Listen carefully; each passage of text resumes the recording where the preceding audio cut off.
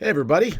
I'm back as promised to talk about Henry Cejudo and his career legacy, provided he calls it a career and it sticks after retiring after the loss to Merab Dvalishvili last Saturday. I think he will stay retired. Why? He's already been retired. Came back 0-2. I'm not a huge fan of comebacks. If you've listened to me talk about it at any time in my life, I don't like comebacks. Why? Simple logic to me. What are you going to accomplish at 35 that you didn't accomplish at 25? What are you going to do with this comeback, with this second round of your career that you couldn't do the first time? Now, GSP is the only one who came back and did something extraordinary, meaning he won the 185-pound championship. That was a one-off. I don't know if that was a comeback necessarily. He didn't renew his career. Also, he didn't go out on a loss or anything like that. So, and also he picked the 185-pounder of that era that I think he could beat, which is GSP. I don't think if Yoel Romero's champion, he doesn't come back. I think if Luke Rockhold is champ, he doesn't come back. He thought he could beat Bisping, and he did. But I digress. I'm not a fan of comebacks. Because if you're going to accomplish it, would have accomplished it before. And also, almost never does someone come back better than they looked before.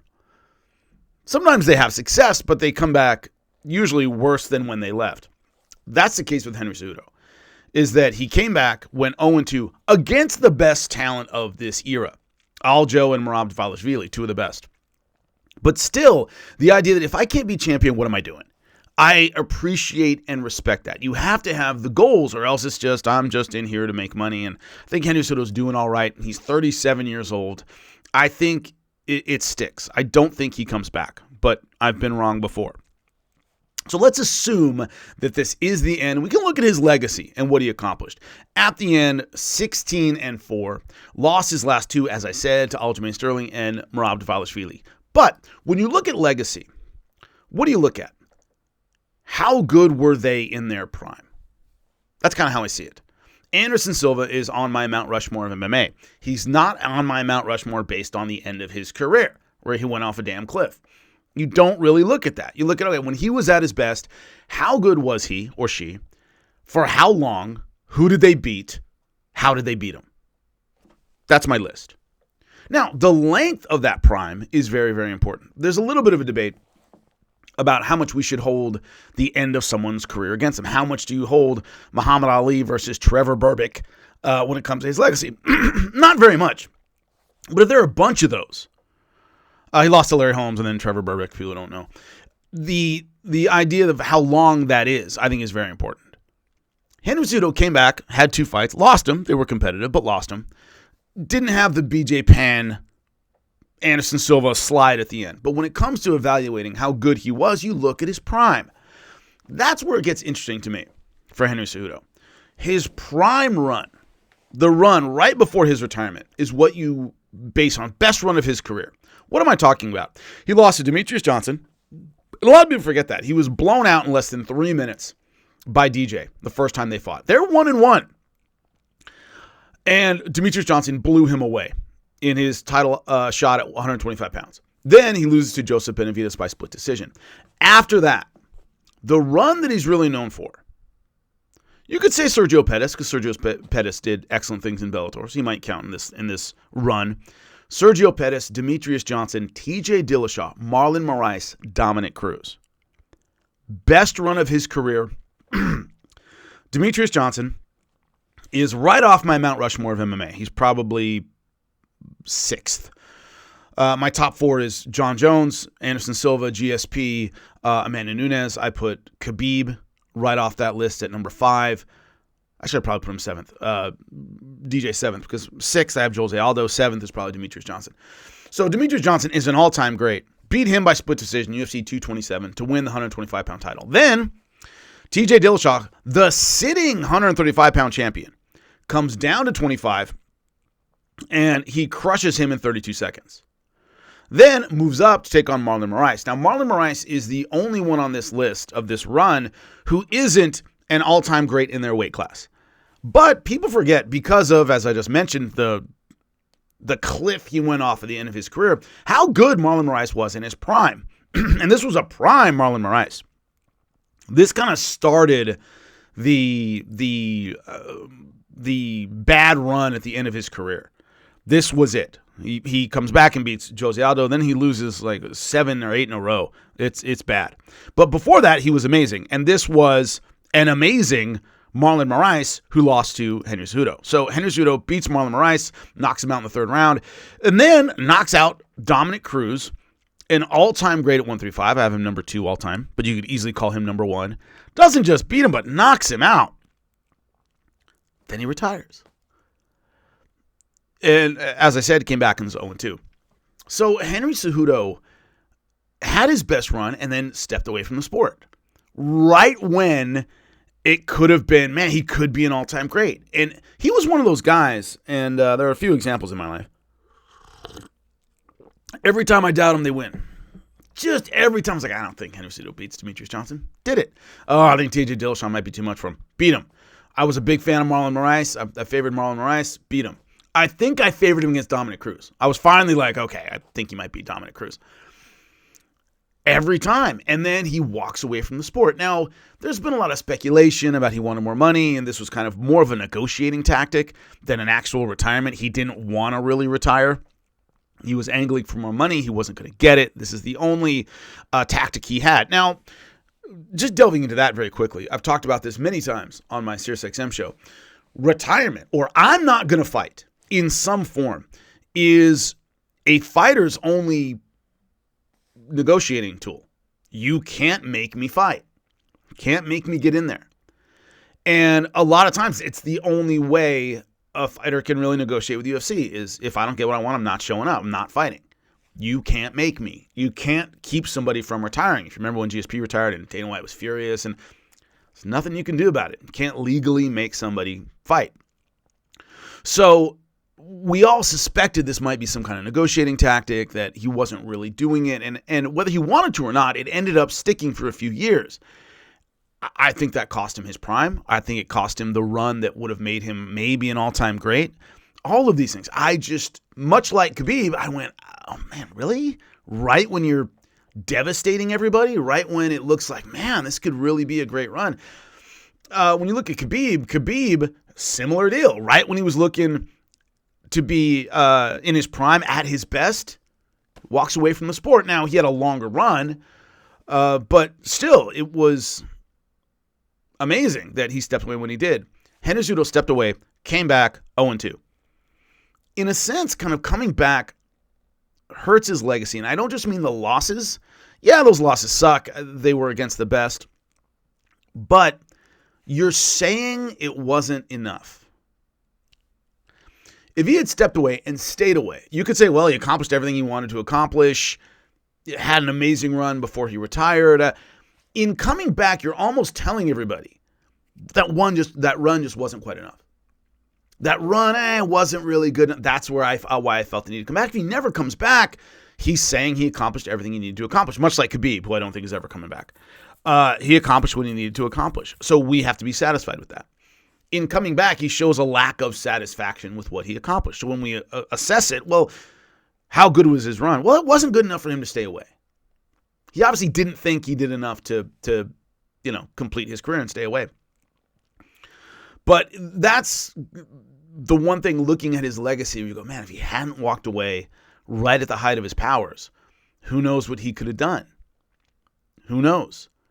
And I think that's the real disappointment in his retirement and looking at the run he was on. Now, Teddy Atlas said this about Mike Tyson, and I always talk about it, and it's very, very true. He was talking about the legacy of Mike Tyson on one of those highlight knockout DVDs, right? So he had this knockout DVD, and Teddy Atlas was on it, and having my tea. The host, I believe it was Brian Kinney, was talking to Teddy Atlas about Mike Tyson. And Teddy Atlas said, what made Mike, and he pauses for a sec, and he goes, spectacular, like he was looking for the right word, was, whatever. And he got cut off. And the host, Brian Kinney, goes, oh, you almost said he was great. And without losing a beat, Teddy Atlas goes, greatness requires longevity. Mike didn't have that.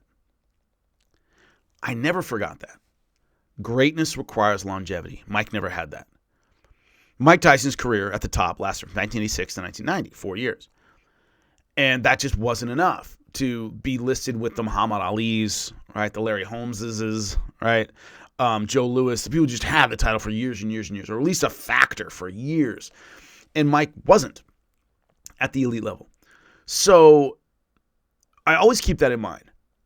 Is the run of Henry Cejudo long enough to justify all-time greatness? I can say he's a great fighter, but looking at legacy, all-time greatness, right? Top 10 all-time fighter. That spectacular run from, let's say, Demetrius Johnson to Dominic Cruz, is it long enough?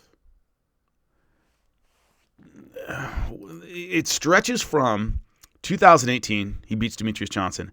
He beats Dominic Cruz in 2020. Almost exactly 2 years.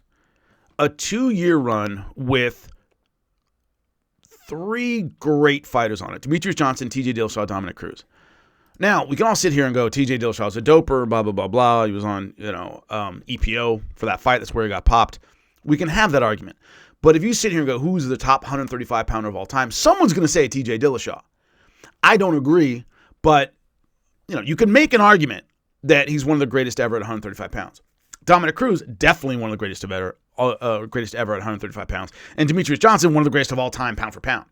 So 3 of those 4 are world class, but is 4 enough? That's part of this debate. So when you look at his credentials, Henry Cejudo, Olympic gold medalist.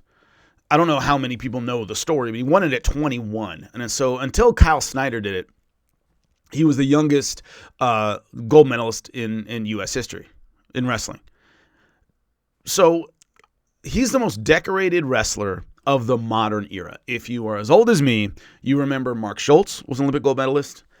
Kevin Jackson, Olympic gold medalist and world champion. Mark Schultz was a world champion as well. So there are guys with better credentials, freestyle, in the UFC, but they're pioneer wing. The modern wing, he's the most decorated. Let me digress for a second and talk about that.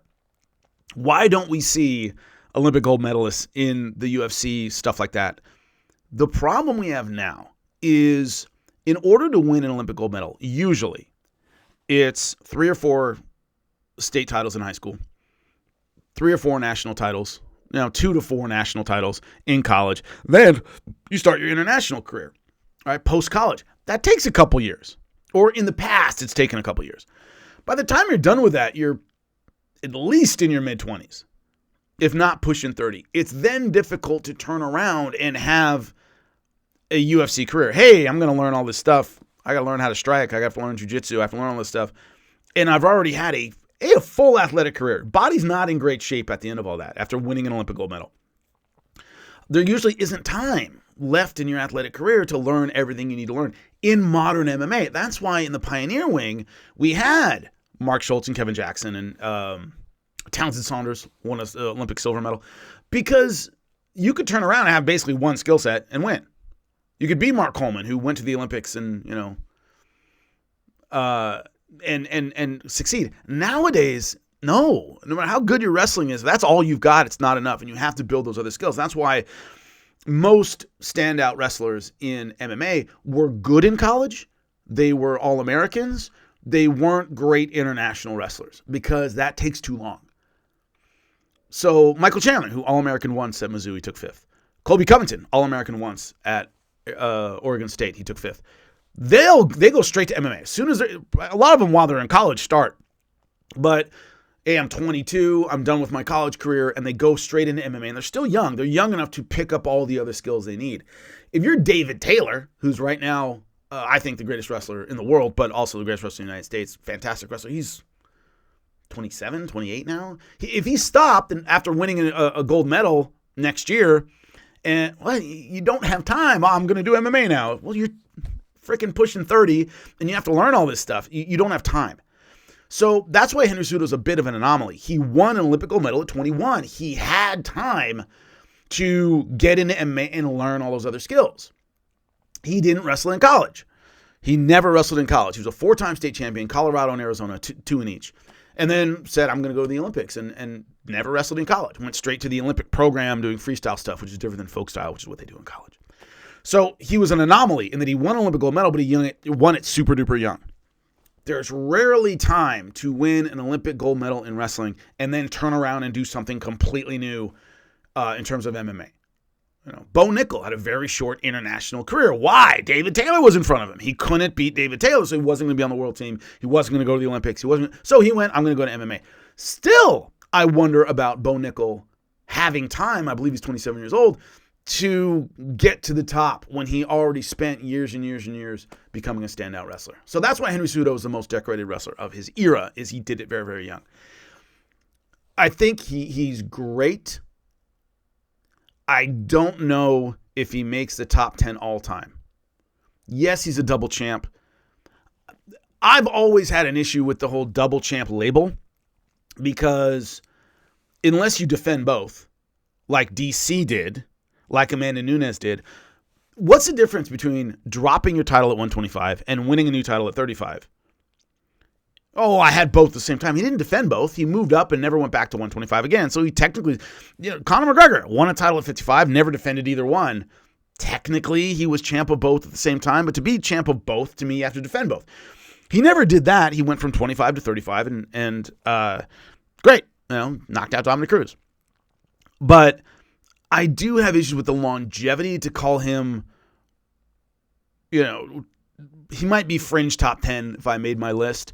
But I think it was the retirement cutting him off right in his prime that hurt his legacy. The retirement cutting him off right when he could have had that spectacular run. Now, the counterpoint I was thinking about this morning is, well, I call Khabib an all-time great. He's fifth. He's right off my Mount Rushmore. He had a short run, and that hurts him. That hurts him. It does. Number one, the division was murderous. And he crushed the top two guys. I don't put Conor McGregor, his win over Conor McGregor, I don't see it as that significant. I don't think Conor's what he used to be by the time he faced Khabib. But crushed Dustin Poirier, crushed Justin Gaethje, and he retired undefeated. That does mean something. He did have a longer career than Henry Cejudo. But once again, that prime run was pretty short. Remember, he won the title over Ally Aquinta. All right. Then he beats Conor. Then he defeats Dustin Poirier. Then he beat Justin Gaethje. So short run as well, and that does hurt Khabib. I think it hurts Cejudo a little bit more. The division wasn't quite as good, and he stepped away and then ended up coming back in a way that made us think, well, maybe his run wasn't everything. Certainly he thought it was, or else he wouldn't have come back. It's interesting. But he was a great fighter.